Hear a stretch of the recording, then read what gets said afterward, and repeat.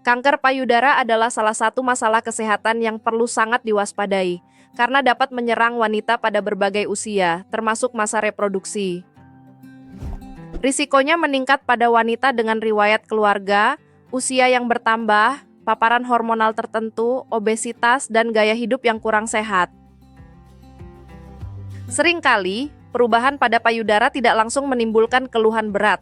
Karena itu, kewaspadaan tidak boleh menunggu sampai gejala terasa jelas. Deteksi dini sangat menentukan prognosis. Saat kelainan ditemukan lebih awal, peluang penanganan yang berhasil menjadi jauh lebih baik.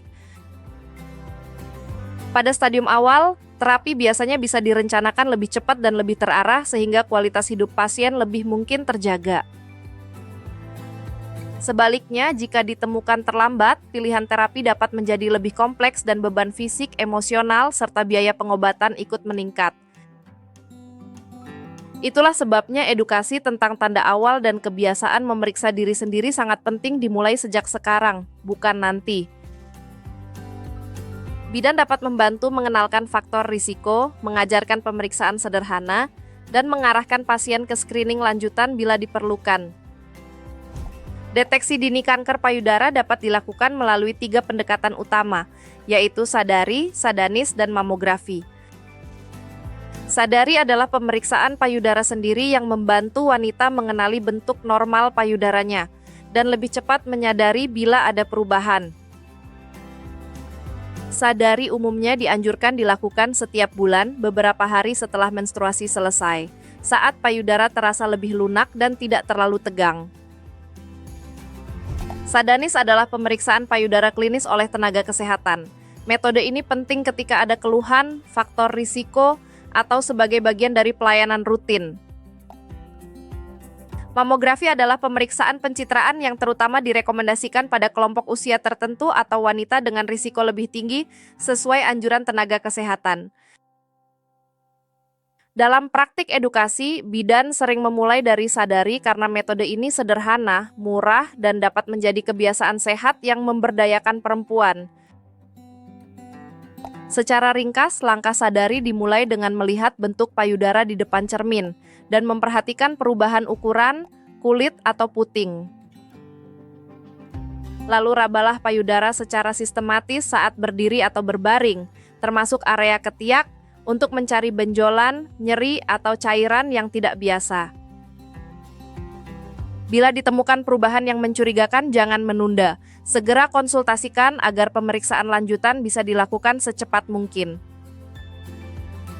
Kanker serviks merupakan masalah penting dalam kesehatan reproduksi wanita dan sangat erat kaitannya dengan infeksi human papillomavirus atau HPV.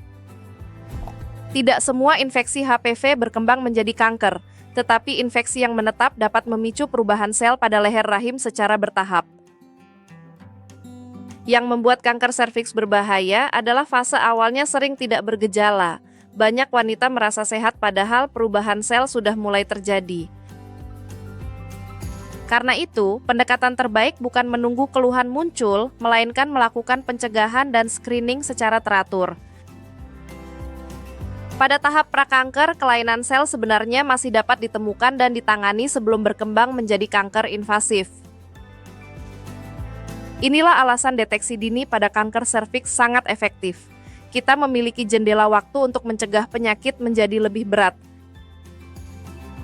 Faktor risiko juga perlu dipahami, seperti aktivitas seksual berisiko, berganti pasangan, merokok, dan rendahnya akses terhadap screening. Disinilah bidan berperan besar. Edukasi yang sederhana dan konsisten dapat membantu wanita memahami bahwa pencegahan itu nyata dan bisa dilakukan. Jadi, pesan utamanya jelas. Kanker serviks sering diam di awal, tetapi justru pada fase itulah deteksi dini paling memberi manfaat. Untuk menekan angka kanker serviks, ada beberapa langkah penting yang saling melengkapi, mulai dari screening hingga pencegahan melalui vaksinasi. Pap smear digunakan untuk menilai perubahan sel pada serviks. Pemeriksaan ini membantu menemukan kelainan sebelum berkembang lebih jauh. Tes IVA dilakukan dengan mengoleskan asam asetat pada leher rahim untuk melihat area yang tampak abnormal secara visual. Tes HPV DNA berfokus pada deteksi virus berisiko tinggi, sehingga berguna untuk memperkuat strategi screening pada kelompok tertentu. Vaksinasi HPV adalah bentuk pencegahan primer yang sangat penting karena membantu menurunkan risiko infeksi tipe HPV penyebab kanker serviks. Jika dibandingkan secara sederhana, Pap smear menilai perubahan sel melalui pemeriksaan laboratorium, sedangkan IVA memberi hasil cepat melalui pengamatan langsung. Di banyak wilayah berkembang, IVA sering direkomendasikan karena lebih sederhana, biayanya relatif lebih rendah, dan hasilnya bisa diketahui saat itu juga. Meski begitu, pemilihan metode tetap perlu disesuaikan dengan usia, faktor risiko, ketersediaan layanan, dan kebijakan setempat.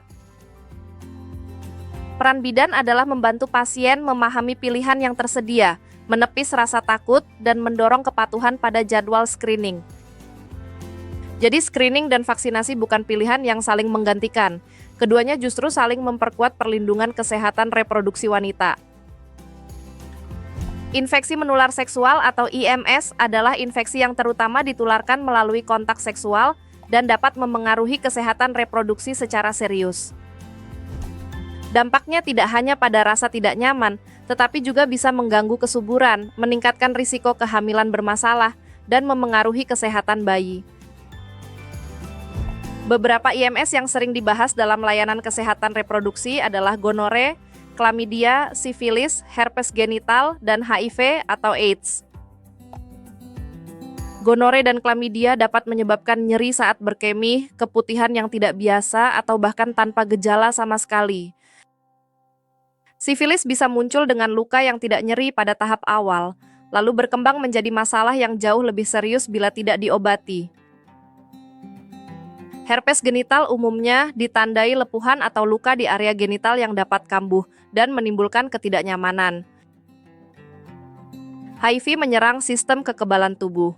Tanpa deteksi dan terapi yang tepat, tubuh menjadi lebih rentan terhadap berbagai infeksi. Gejala umum IMS yang perlu diwaspadai meliputi keputihan abnormal, nyeri panggul, luka, gatal, perdarahan tidak biasa, atau demam. Namun ingat, tidak adanya gejala bukan berarti tidak ada infeksi. Karena itu, screening dan konseling tetap sangat penting. Dalam kesehatan reproduksi, bidan bukan hanya pemberi layanan teknis. Bidan juga menjadi pendidik, pendamping, dan penghubung ke layanan lanjutan. Dalam kesehatan reproduksi, bidan bukan hanya pemberi layanan teknis. Bidan juga menjadi pendidik, pendamping, dan penghubung ke layanan lanjutan. Peran pertama adalah edukasi komprehensif. Pasien perlu memahami risiko, cara pencegahan, tanda bahaya, dan kapan harus mencari pertolongan. Peran berikutnya adalah screening terstruktur, baik melalui anamnesis, pemeriksaan fisik, maupun pengenalan kebutuhan pemeriksaan penunjang. Bidan juga perlu memberikan konseling yang sensitif agar pasien merasa aman untuk bercerita tentang keluhan dan faktor risiko pribadi. Pada kasus IMS, dukungan terhadap pengobatan pasangan sangat penting. Jika hanya satu pihak yang ditangani, risiko penularan ulang tetap tinggi. Rujukan tepat waktu juga menjadi bagian penting dari asuhan. Keluhan mencurigakan tidak boleh berhenti pada dugaan tanpa tindak lanjut. Dalam praktik sehari-hari, keberhasilan layanan sering ditentukan oleh kemampuan bidan membangun kepercayaan sejak kontak pertama. Jadi peran bidan dalam deteksi dini bukan berdiri sendiri. Ia terhubung dengan edukasi, screening, konseling, terapi, dan rujukan yang berkesinambungan. Konseling dan edukasi adalah fondasi layanan kesehatan reproduksi yang berkualitas karena dari sinilah kepercayaan pasien mulai dibangun. Pendekatan pertama yang harus dijaga adalah empati. Pasien perlu merasa didengar, bukan sekadar diperiksa.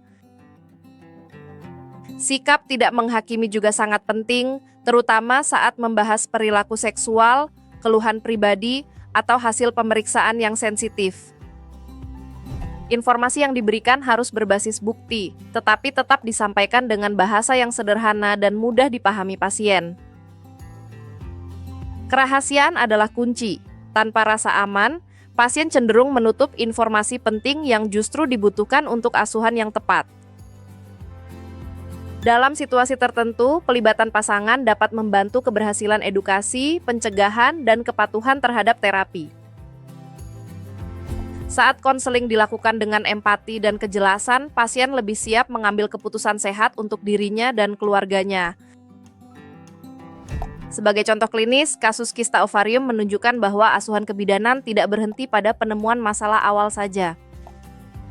Pasien mungkin datang dengan keluhan nyeri, perut terasa penuh, atau gangguan siklus. Dari sini, bidan mulai mengumpulkan data yang relevan.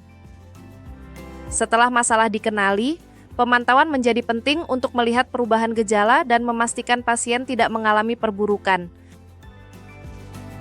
Edukasi tentang tanda bahaya juga harus diberikan, seperti nyeri mendadak yang berat, pusing, atau kondisi umum yang memburuk. Di saat yang sama, pasien sering membutuhkan dukungan psikologis karena rasa cemas terhadap diagnosis dapat memengaruhi kepatuhan dan kenyamanan. Bila diperlukan, bidan mengordinasikan rujukan agar pemeriksaan lanjutan dan penanganan spesialis dapat dilakukan tanpa keterlambatan. Kasus ini mengingatkan kita bahwa asuhan kebidanan yang baik selalu memadukan deteksi, pemantauan, edukasi, dukungan, dan tindak lanjut. Asuhan kebidanan komprehensif membutuhkan cara berpikir yang sistematis agar setiap keputusan klinis memiliki dasar yang jelas. Salah satu kerangka yang sering digunakan adalah 7 langkah Varney, yang membantu alur asuhan berjalan runtut dari awal sampai evaluasi. Prosesnya dimulai dari pengumpulan data yang lengkap melalui anamnesis, observasi, pemeriksaan fisik, dan bila perlu pemeriksaan penunjang. Setelah itu, data diinterpretasikan untuk mengidentifikasi masalah aktual, masalah potensial, dan kebutuhan pasien secara menyeluruh. Langkah berikutnya adalah merencanakan tindakan yang tepat, aman, dan sesuai prioritas, termasuk edukasi, intervensi, kolaborasi, atau rujukan. Rencana itu kemudian dilaksanakan sambil tetap memantau respons pasien dan menjaga komunikasi yang baik selama proses asuhan. Pada akhirnya, evaluasi dilakukan untuk menilai apakah tujuan tercapai dan apakah rencana perlu diteruskan, diubah, atau ditingkatkan. Pada kasus yang lebih kompleks, seperti kanker serviks stadium lanjut, kebutuhan pasien menjadi jauh lebih luas daripada pemeriksaan awal saja. Pasien mungkin memerlukan penanganan terpadu yang melibatkan dokter spesialis, perawat, laboratorium, radiologi, hingga dukungan psikososial. Gambaran ini juga berlaku pada kanker ginekologi lain, di mana deteksi, terapi, pemantauan, dan dukungan harus berjalan bersama. Karena itu, tenaga kesehatan perlu siap mengenali tanda kompleksitas sejak dini dan memahami kapan kolaborasi harus segera dilakukan. Semakin cepat koordinasi dibangun, semakin besar peluang pasien menerima layanan yang tepat, aman, dan menyeluruh. Menjaga kesehatan reproduksi tidak bisa dipisahkan dari gaya hidup sehari-hari yang sehat dan seimbang. Pola makan bergizi membantu tubuh mempertahankan daya tahan, menjaga keseimbangan hormonal, dan mendukung kesehatan secara menyeluruh. Aktivitas fisik yang teratur juga penting karena membantu kebugaran, metabolisme, dan kesejahteraan tubuh. Manajemen stres dan istirahat yang cukup sering terlupakan, padahal keduanya sangat berpengaruh pada kesehatan fisik dan emosional. Kecantikan yang holistik tumbuh dari tubuh yang sehat, pikiran yang lebih tenang, dan hubungan sosial yang mendukung. Jadi merawat diri bukan hanya soal penampilan, ini adalah bagian dari menjaga kualitas hidup perempuan secara utuh. Deteksi dini adalah investasi terbaik untuk kesehatan reproduksi wanita, karena memberi peluang lebih besar untuk mencegah, menemukan, dan menangani masalah sejak awal. Dalam proses itu, bidan berperan sebagai pendidik, pemeriksa, konselor, dan advokat yang membantu perempuan mengambil langkah sehat dengan percaya diri. Karena itu, biasakan screening rutin, kenali perubahan tubuh, dan jadikan pencegahan sebagai bagian dari perawatan diri sehari-hari. Dengan pengetahuan yang tepat dan layanan yang peka, kita bisa menjaga kesehatan reproduksi perempuan dengan lebih dini, lebih aman, dan lebih bermakna. Terima kasih sudah menyimak, semoga materi ini membantu Anda memberi asuhan yang lebih komprehensif dan lebih manusiawi.